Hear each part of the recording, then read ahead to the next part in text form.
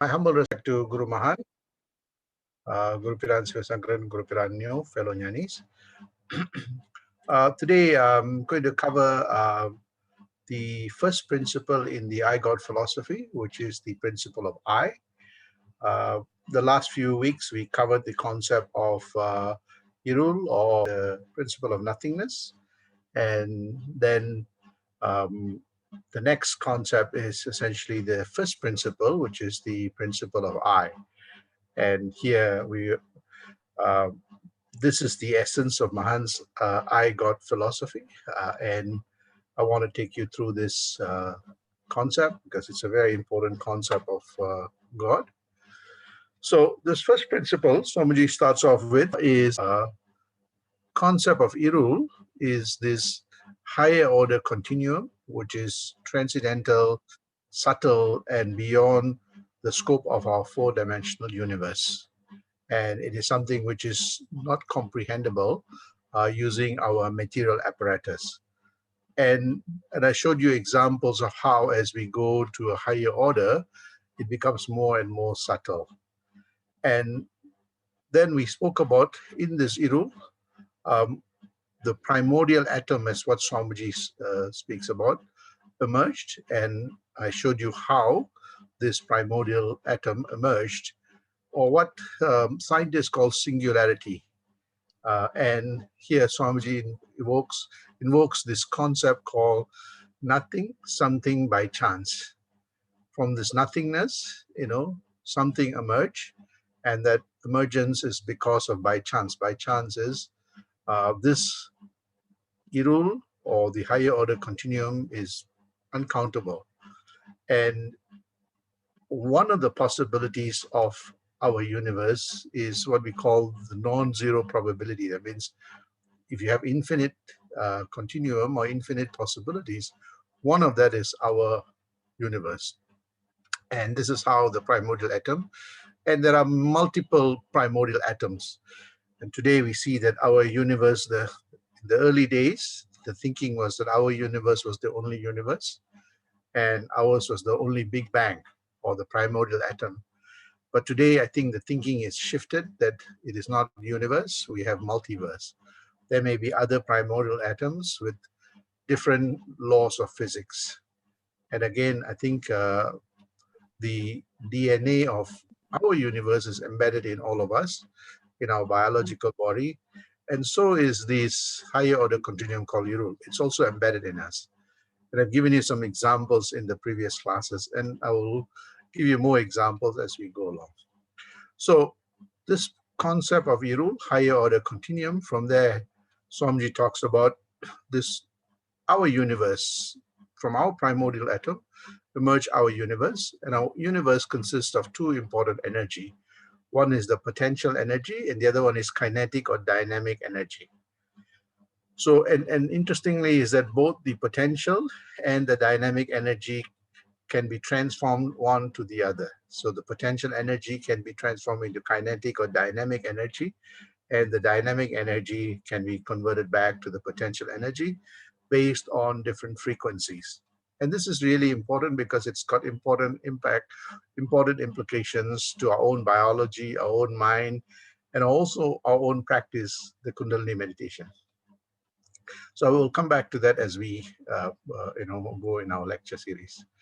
So what do we mean by potential and kinetic energy? And this is where you'll see the I concept is very important. So this whole notion of this Irul, within Irul, the primordial atom emerged, and I gave you reasons why it emerged. And an interesting aspect of this primordial atom is that I is nothing but, so now he's defining what I is. I is nothing but the bold potential energy that is inherent in the atom. Everything in this universe has potential energy. If you studied physics, if you studied science, you will know that this is the energy that is stored in from the primordial atom right up to every atom, right? So when my hand is at rest, it's got potential energy. The moment I clap, the potential energy converts into sound, heat, and so on. So it becomes the kinetic energy. And if I leave it for a short period, the kinetic energy comes back down to the potential energy. So here Swamiji defines this I is nothing but the bold potential energy that is inherent in that atom, the primordial atom. So part of our physics of our primordial atom is that the potential energy is core to this seed. And then from there emerge everything. So a part of that potential energy is, it can transform into kinetic energy. So from the potential energy, we had various, energy forms, weak energy, electromagnetic energy, a whole range of energy that emerged. And we saw electrons, protons, molecules formed. And then we saw the formation of more complex entities, stars and galaxies. And eventually we saw all this are what we call kinetic energy, energy that is, potential energy is energy that's stored in the atom. Kinetic energy is energy of an object or particle in motion where there is change. So when time was embedded, there was change, and this energy could morph into kinetic and potential energy.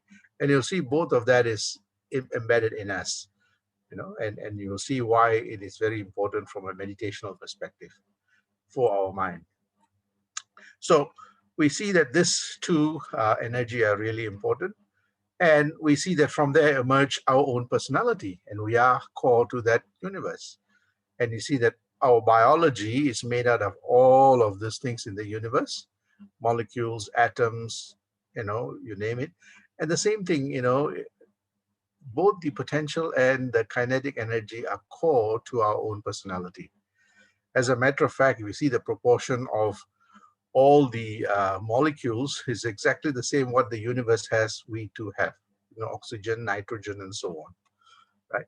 So the saying is that we are part of the universe and universe is part of us is correct, So we see this definition of what Swamiji's, on I is this potential energy that, can transform and create everything else.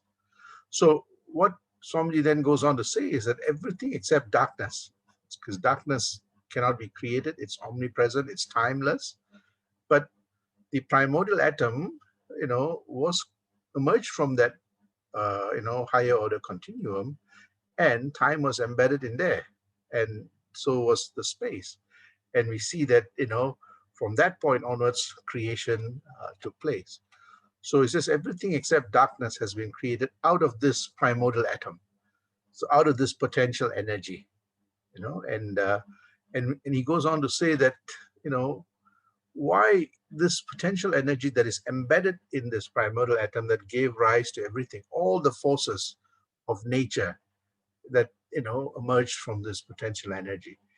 And Mahan goes on to say that man, according to his degrees of his intellectual attainment, named this potential energy as God, nature, or I. It's quite interesting that if you see the history of human beings, in the early days, when we were still meandering the forest, and like, all other species, we were Homo erectus, and the early Homo sapiens, we were like animals surviving, by instinct. And as we evolved, we started, thinking a little bit more deeper. We started strategizing, and eventually we saw that our intellectual capability, something that shifted in our brain that made us introspect, contemplate, reflect. And as that evolved, our brain got bigger. We had a lot more horsepower to start contemplating, reflecting, meditating. And what was very interesting is that we then we started organizing our own lives into communities, into, communes, into tribes, into, into towns, into cities. We had a little bit of a kind of a stability in our thinking, and there was an evolutionary development that took place, and we got comforts of our lives.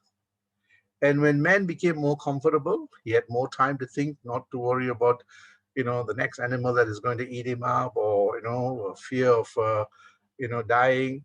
as man became more and more, human beings became more and more stable, in their lifestyle, they started thinking a little bit more deeper. Where does all these forces come from rain to lightnings to, and they started looking up to the sky, and they saw thunder, they saw lightning. So they said there must be something that is beyond, themselves. There must be forces that they have no control over. And this is where this whole notion of there must be something far greater than me.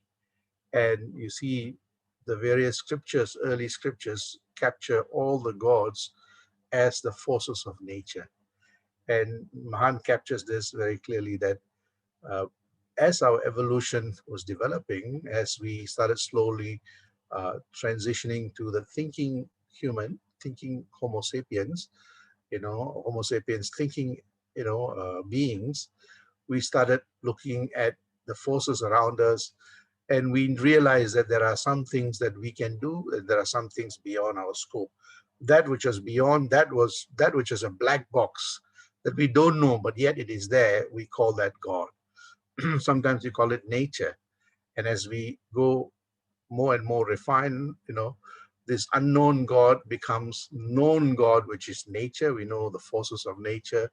And as we go deeper, we realize that everything emerges from us, from our own consciousness. So Swamiji says that this I, or the potential energy, is called God in many, many scriptures.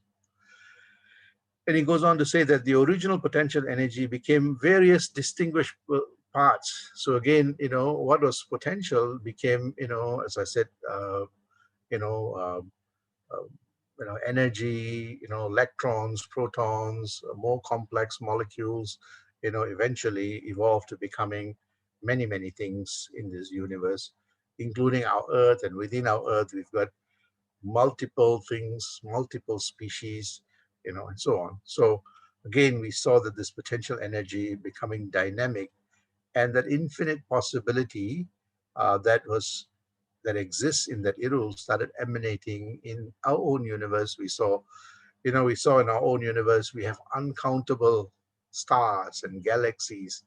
The same thing we see in our own Earth. We see uncountable insects and animals and species and so on. And this is the imprint of that primordial atom, that intelligence, or what we call the DNA. All of us carry that primordial DNA, which Swamiji calls as I, that is embedded in all of us. Why is it that we don't cognize it? And this is what we want. The I God book actually shows us that it exists in everything around us and exists within us. And if we are able to discover that within us, our life becomes much more richer, much more universal. So some examples that Swamiji gives in the book: a banyan tree. I don't know how many of you have seen a banyan tree.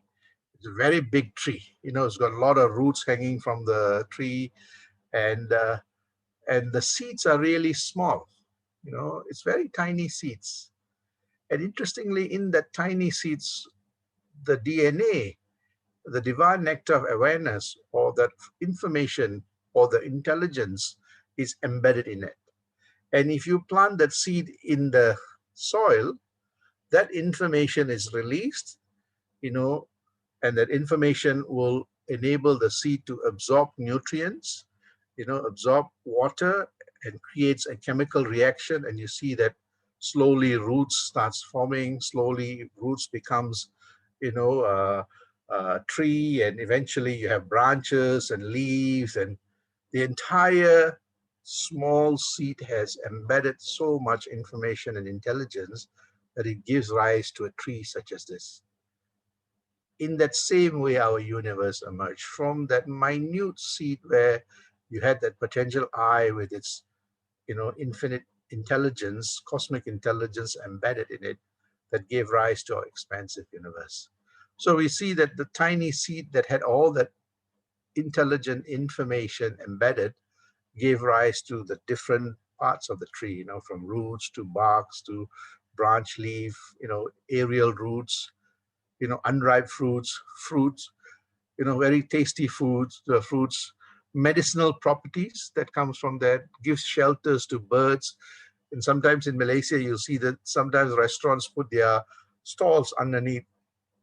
So the tree becomes an amazing tree that very large, and you compare the root, sorry, the seed and the entire tree, and you'd be amazed that to see how all the information in there gave rise to this huge tree.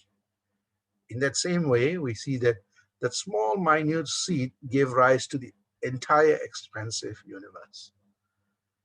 And this is what the potential energy that Swami speaks about, the I, that can manifest into that dynamic energy that could create multiple things far greater than its own biology. In that same way, if you see human life, the human life too started off with a tiny seed.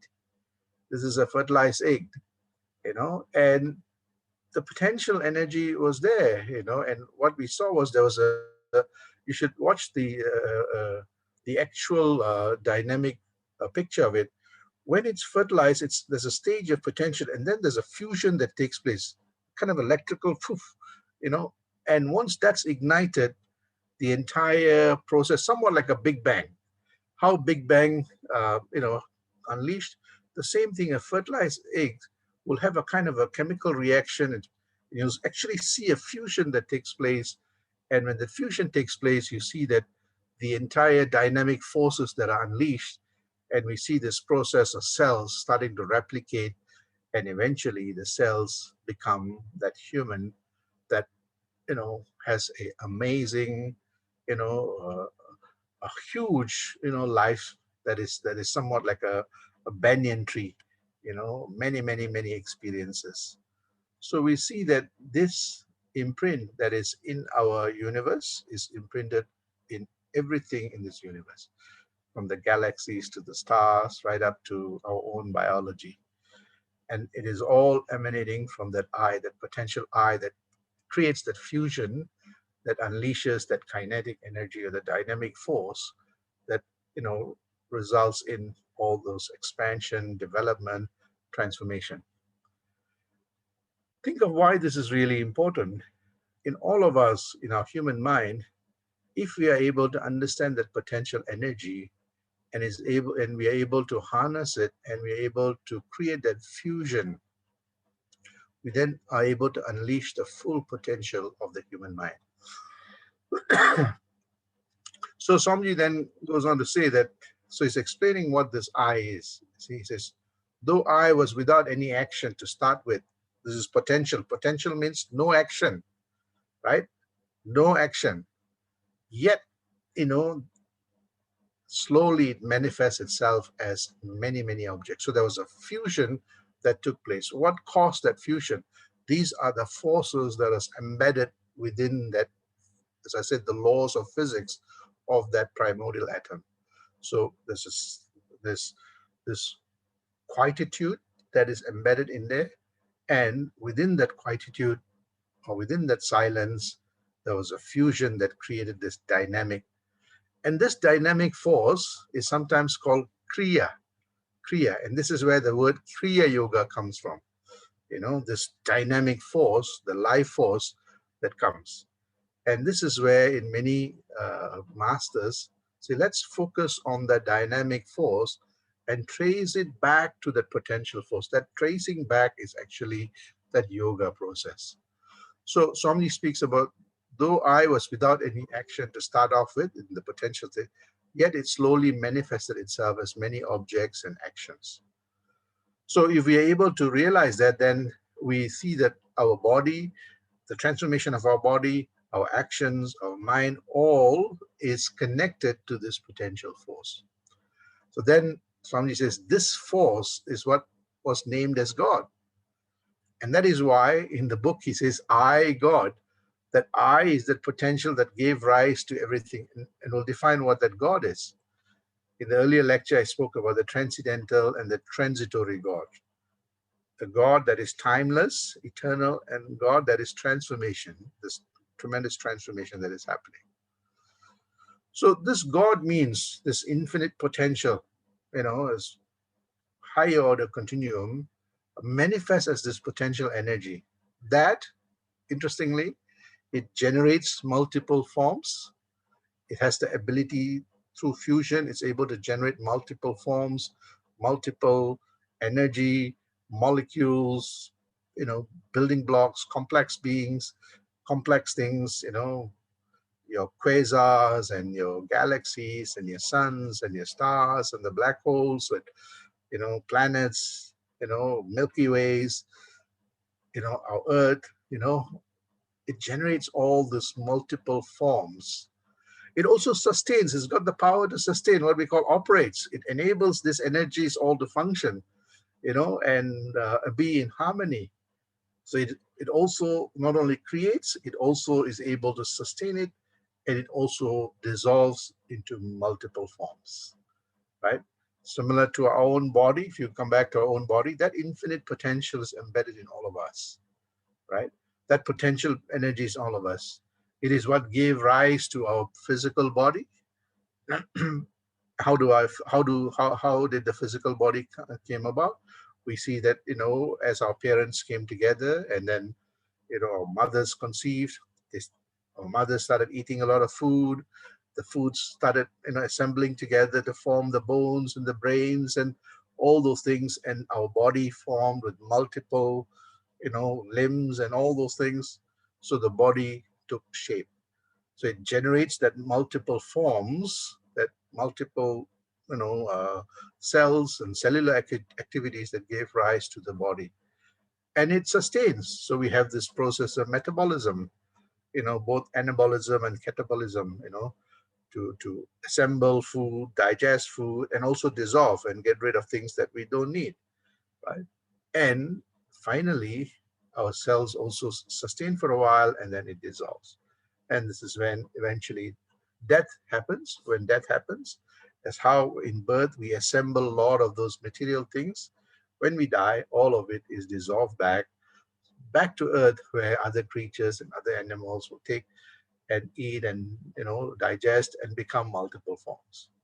So Swamiji captures this I God philosophy. The I God, the I is an infinite transcendental component that manifests as this potential energy that gives rise to everything in this material universe, that generates, operates, and dissolves. And it's part and parcel of our biology.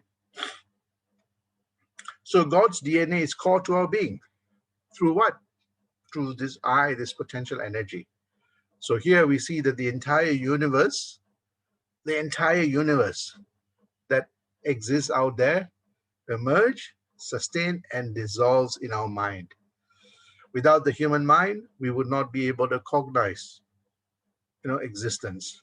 Without the human mind, we would not be able to sustain existence. Without the human mind, we would not be able to dissolve our existence.